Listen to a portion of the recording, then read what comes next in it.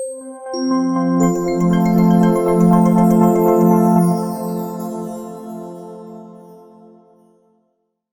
get started. So since we've already entered this patient information, the patient details will automatically populate.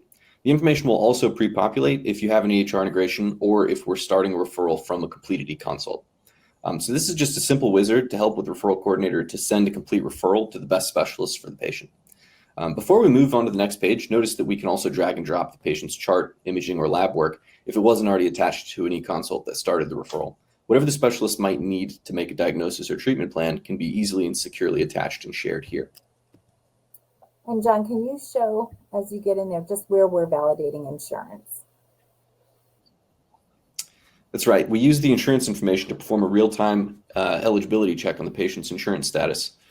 The green pop-up box indicates that this patient's insurance is indeed valid and I'm going to active. stop you there because I think this is something that's really important to spotlight, is this functionality. As I mentioned earlier, we know there's a lot of things that can delay the referral even being accepted. And one of these is insurance validation. So this is extremely impactful. The fact that you can get confirmation of the patient's insurance and that it is valid right there in real time as you're making a referral. So continue on, John. Great point, Pam. Problems with the insurance information often cause delays in care or worse, surprise bills for patients. And by verifying the insurance information for every referral at the time of referral, we significantly reduce these instances. Payers, health systems specialists, all of us want to reduce wait times, improve triage, better manage resources and hospital utilization. Another way we do this is to include specialty-specific questions here that may take place or what is often on referral forms specific to practices. We've got a consolidated version of here. So we can indicate to the specialist whether this is a routine or urgent visit.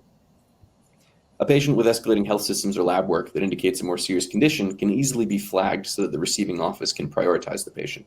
It's all about improving patient care and accelerating care for the patients that need it the most.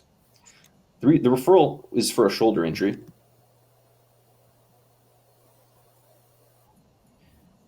We can indicate that the patient has received imaging, which we attach to the prior screen. We can also make a note that the patient has completed physical therapy. Finally, we'll communicate that the patient is open to surgery. For patients that are reluctant to receive surgery, the specialist's office may want to route the patient to an advanced practitioner or recommend a particular John, I'm going to stop you again because this is another thing I want to reiterate. This is where technology can play a huge role in streamlining and centralizing that referral process that you're doing today in your offices. Just like we're showing you, using this tool, your clinic or providers really have an opportunity to save staff time. Think about all of the back and forth that we're eliminating. And this is going to not only save your staff time and burnout and trying to keep track of where everything is, but it also helps to, save the practice money because we're expediting care and we're expediting that time to treatment. So I just want to recap, some of the things that we've covered, the really important features of what we're spotlighting here. The solution reduces the time required to gather patient information. Very important. It's going to eliminate those unnecessary steps that are often occurring to confirm care is available from a referring practice. And then again, phone calls, faxes, etc., or their insurance isn't valid. It's going to prioritize patients that have an urgent need for diagnosis and treatment to make sure that they're getting that expedited care. And it's going to make sure that appointment scheduling is happening in real time and as quickly as possible so that you avoid that network leakage and referral leakage that can occur when patients get dissatisfied with wait times and go to alternate settings. This too protects practice revenue. So really, in essence, the goal here is to break the cycle of staff burnout and removing the busyness of broken workflows by introducing technology that helps to streamline this. So by using better data, you're helping, and better technology, you're helping to streamline the time of producing a referral.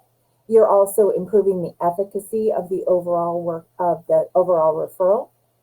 And you're also eliminating a lot of paperwork and time that your staff may be spending today.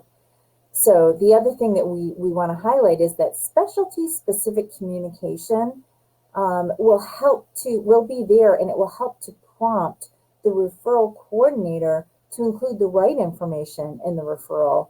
And this too cuts down on the need for making back and forth phone calls because a referral is incomplete or they didn't get the information that's needed, they need to resend a fax, etc. And you don't have to worry, when you talk about fax machines, that every page of the fax, came through clearly, was received, or if you were like me, when I was doing referrals and I had a 58-page referral, it was page 56 that jammed in the fax machine and I had to start all over. So we eliminate all of that. And that's exactly what we're trying to do. We're trying to save the physician and staff time, improve the quality of the specialty appointment, and increase the patient satisfaction and drive better outcomes. At the same time, we want to reduce network leakage and lower the cost of care. So let's hit next and we'll take a look at the recommended providers. So this is where the magic happens. When we entered the patient insurance information and zip code a few screens back, we provided the data needed to prioritize specialists by proximity to the patient, whether they accept or are in network with the patient's insurance plan, and whether they're a good match for this patient's problem. If a system, payer, or ACO is interested, we can also prioritize high-value specialists to improve access and manage costs. Our goal is to improve in-network utilization and to reduce the travel required for patients to receive care. This information increases the likelihood that the patient will complete the referral and lowers the cost of care for the patient. For PCPs operating under a value-based payment model, selecting a specialist in-network will also reduce the cost of care for this patient. More importantly, we want the patient to complete the referral so that the patient avoids higher cost alternatives like the ED or escalating symptoms that lead to poor outcomes. So let's select a specialist. On this screen, we can review the referral. We can enter the patient's email, phone number, and indicate whether the patient consents to receiving care-related text messages. The patient can then receive a text notification from the PCP confirming that the referral was sent. Today, we focused on the PCP side of the referral process, but the referral coordinator at the specialist's office can also communicate with the patient via text and email automatically. We can send a notification to expect a call from the specialist's office to confirm the appointment was scheduled, provide directions to the office, or reminders that an appointment is approaching.